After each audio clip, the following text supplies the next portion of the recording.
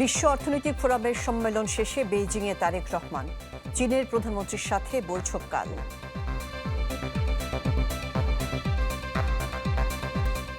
দশ বছর জলাবদ্ধ ডিএনজি বাঁধ এলাকার ২২ লাখ মানুষ। ১৩০০ কোটি টাকা খরচ করেও মেলেনি সুরাহা। বৃষ্টি আর উজান ঢলে তিস্তাপাড়ে বন্যা আতঙ্ক। ৪৮ ঘন্টার মধ্যে বাড়তে পারে পানি, পাউবোর সতর্কবার্তা।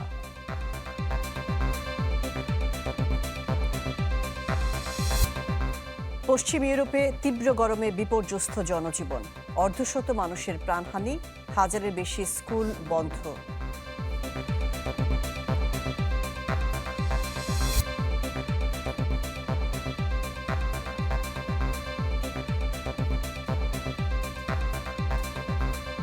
আমন্ত্রণ চ্যানেল 24-এর সন্ধ্যা ৭টার খবরে শুনছিলেন সিলন ফ্যামিলি ব্লেন্ডের শিরোনামগুলো।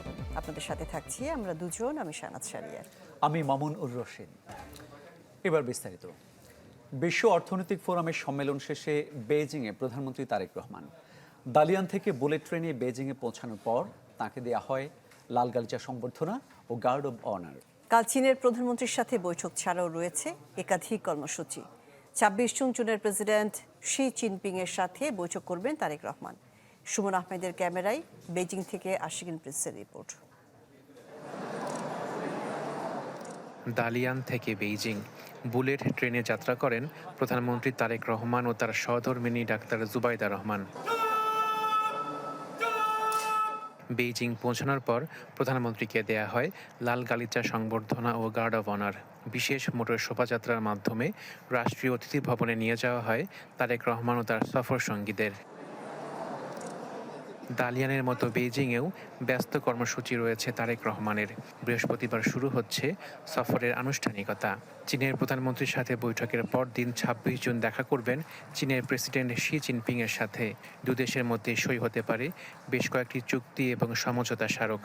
বিশ্ব দরবারে বাংলাদেশকে প্রতিনিধিত্ব করছেন এমন একজন স্টেটসম্যান, যিনি সমতা, ন্যায্যতা ও ভারসাম্যপূর্ণ পররাষ্ট্রনীতির মাধ্যমে বিশ্বের প্রতিটি দেশের সঙ্গে বাংলাদেশের স্বার্থ, সার্বভৌমত্ব এবং জনগণের আকাঙ্ক্ষাকে কার্যকরভাবে ধারণ করছেন। এর আগে বিশ্ব অর্থনৈতিক ফোরামের বার্ষিক সম্মেলনের মূল অধিবেশনে অংশ নেন প্রধানমন্ত্রী। সৌজন্য সাক্ষাৎ করেন কাজাখস্তানের প্রধানমন্ত্রীর সাথে। এছাড়া সম্মেলনের বিরতিতে ফটো সেশনে অংশ নেন গিনি, দক্ষিণ কোরিয়া, মঙ্গোলিয়া, মন্টিনিগ্রোর প্রধানমন্ত্রীর সাথে। আশিকিন প্রিন্স, চ্যানেল 24, চীন। ৩৯ পেরিয়েও রেকর্ডকে পরিণত করেছেন ডাল ভাতে। ফুটবল মহাতারকা কিংবা রেকর্ডের বরপুত্র, কোনো বিশেষ্য নেই যেন কম লিওনেল মেসির বেলাতে। ক্যারিয়ার পড়ন্ত বিকেলেও তার পায়ের জাদুতে ঝলকে ওঠে মাঠের সবুজ গালিচা। জন্মদিনে সেরা উপহার নাকি মানুষ নিজেই নিজেকে দেয়। লিওনেল মেসিও নিজেকে উপহার দিয়েছেন গোল করে বিশ্বের কোটি কোটি মানুষকে আনন্দে ভাসিয়ে। ফুটবল রেকর্ড বুক পায়ে লুটুপুটি খেয়েছে এই খুদে জাদুকরের। যেন তারা চেয়েছে মেসি নতুন করে কিছু লিখুক রেকর্ডের জমিনে। অস্ট্রিয়ার বিপক্ষে হ্যাটট্রিকে রাঙাতে পারতেন ৩৮তম জন্মদিন। সেটা হয়নি, তাতে কি? রেকর্ডময় ম্যাচে জোড়া গোলে রচনা করলেন ফুটবল নামক কবিতার অমর পংক্তিমালা। পায়ের ছন্দে সবুজ মাঠের বুকে জন্ম দিলেন স্বপ্ন দৃশ্য। তার আগে আলজেরিয়ার বিপক্ষে হ্যাটট্রিকে ট্রেলার নিয়ে ক্যানসাসে হাজির হয়েছিলেন আর্জেন্টাইন বিস্ময়। প্রতি ৪ বছর পর বিশ্বকাপ উন্মাদনায় মাতে পুরো বিশ্ব। যেদিন থেকে এই মহারণে মেসির যাত্রা, সেই ২০০৬ বিশ্বকাপে জন্মদিনের সপ্তাহখানেক আগে প্রথম বিশ্বকাপে গোলের দেখা পান মেসি। পরের আসরে গোল না পেলেও ২০১৪ বিশ্বকাপে গোলের হালি পূর্ণ করেন। জন্মদিনের ঠিক পরের দিন নাইজেরিয়ার বিপক্ষে জোড়া গোলে নজর কাড়েন সবার।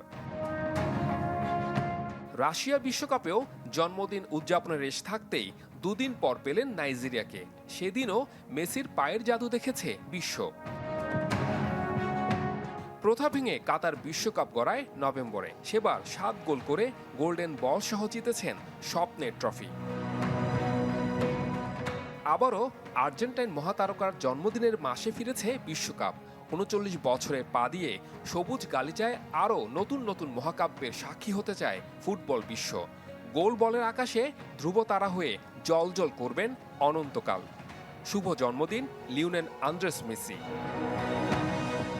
সাইফুল মজুমদার, চ্যানেল 24।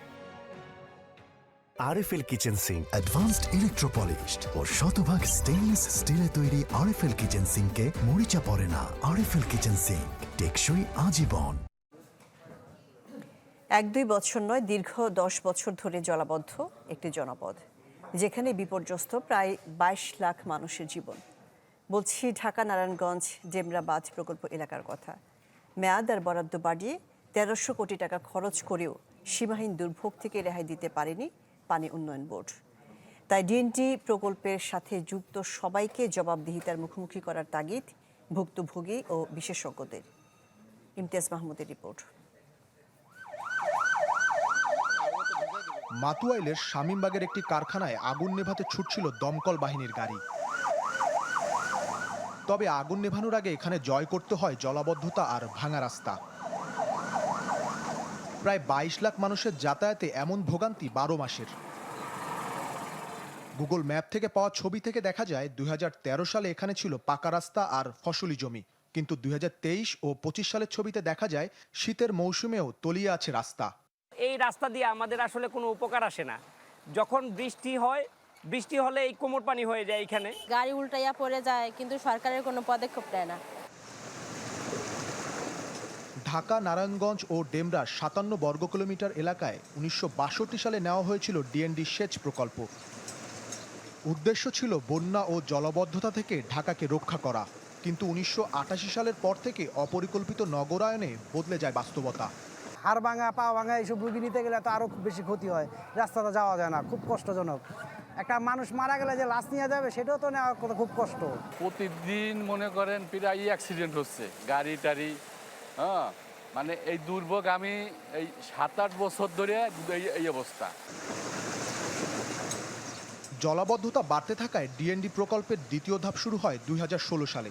550 কোটি টাকার ব্যয় বেড়ে দাঁড়ায় 1300 কোটিতে। সময়ও বাড়ানো হয় 4 বছর।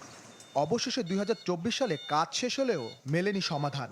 পর্যাপ্ত ড্রেনেজ ব্যবস্থা না থাকায় পানি জমে থাকে বছর জুড়ে। পাম্পগুলো যখন চলছে তখন পানি আসে না, অর্থাৎ খালে পানি আসছে না, খালগুলো দখল হয়ে গেছে। পানি উন্নয়ন বোর্ড আরও 4টা পাম্পের স্টেশন বসাবে ঠিক করলো, কিছু খাল পুনর্খনন করলো, কিন্তু এটা কাজে দিল না এবং কাজে দেবে না। এখন আমার কথা হচ্ছে, এই যে পরিকল্পনা করে কয়েকশো কোটি টাকা খরচ করা হলো, এর দায় কার? ডিএনডি বাঁধ প্রকল্প এলাকায় জলাবদ্ধতার কারণ খুঁজতে 2023 সালে 9 সদস্যের কমিটি গঠন করেছিল পানি উন্নয়ন বোর্ড, যার সদস্য ছিলেন এনায়েতুল্লাহ, যিনি সংস্থাটির বর্তমান মহাপরিচালক।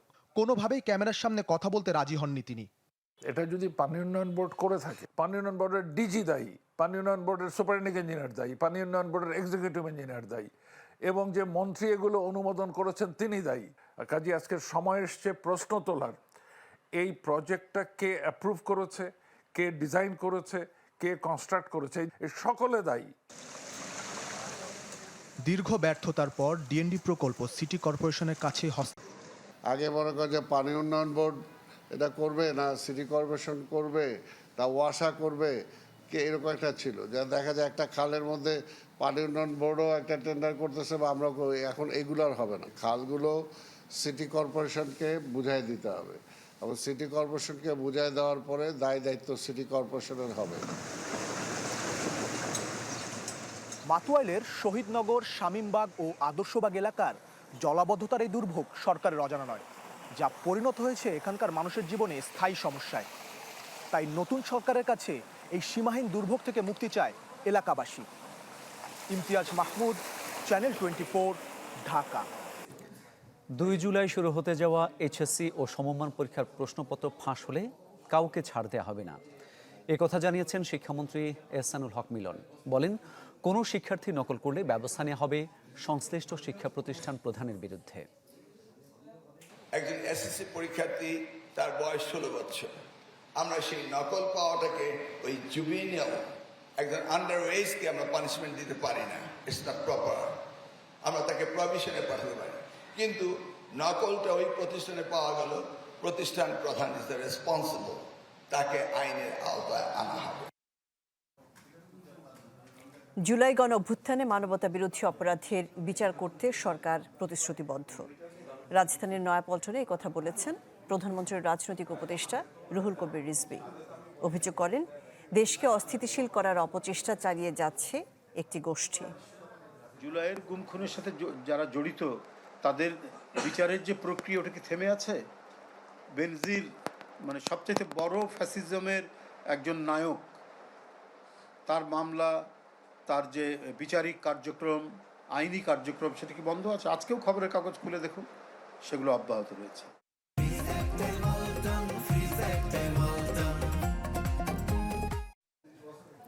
তিস্তার পানি কমা বাড়ায় স্বস্তিতে নেই নদীপাড়ের মানুষ। বন্যা এবং ভাঙন আতঙ্কে নিম্নাঞ্চল ও চরাঞ্চলবাসী। তবে কিছু স্থানে জিও ব্যাগ ফেলতে শুরু করেছে পানি উন্নয়ন বোর্ড। এদিকে ভাঙন দেখা দিয়েছে রংপুরে মহিপুর দ্বিতীয় তিস্তা সেতুর পশ্চিম পাশের বাঁধে। উজানের ঢলার বৃষ্টিতে কদিন ধরে অস্থির তিস্তা, কখনো পানি বাড়ছে, কখনো আবার কমছে। কমা বাড়ার হিসাবে শঙ্কায় নদীপাড়ের মানুষ। নিম্নাঞ্চল ও চরবাসীর মনে বন্যা ও ভাঙন আতঙ্ক। এই যেমন কুড়িগ্রামের ভুরুঙ্গামারির দক্ষিণ ও উত্তর ঢলডাঙ্গা গ্রাম। এখানে কেউ 5, কেউ আবার 10 বার সরিয়েছেন ঘরবাড়ি, তবুও রেহাই মেলেনি। এবারও ভাঙছে নদী। রাস্তায় পানি, বাচ্চারা যাইতে পারতেছে না স্কুলে, অনেক সমস্যা হচ্ছে। পানি একটু কমছে, কিন্তু পানি হাত পায়ে ঘা হইতেছে, এই সমস্যা এগুলো। বাড়িতে রান্না করতে পারে না, আবার কিছু শুকনো জিনিস আনি খাইতে হয়, এগুলো অনেক সমস্যায় আছি। পানি উন্নয়ন বোর্ড বলছে, চলতি মৌসুমে জেলায় 28টি পয়েন্টে দেখা দিয়েছে ভাঙন।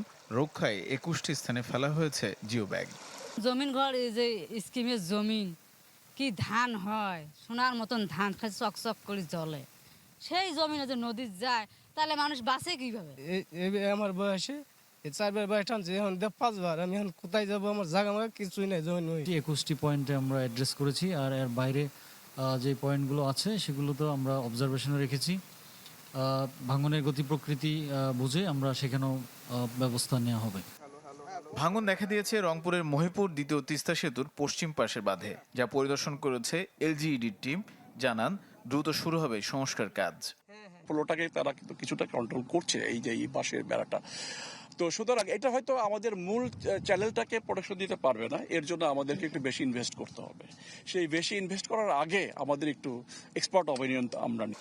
বাঁধটি রক্ষায় বাঁশের প্রকল্পের মতো আর যাতে অর্থ লুটপাটের সুযোগ কেউ না পায়, সেজন্য সরকারের নজরদারি বাড়ানোর তাগিদ স্থানীয়দের।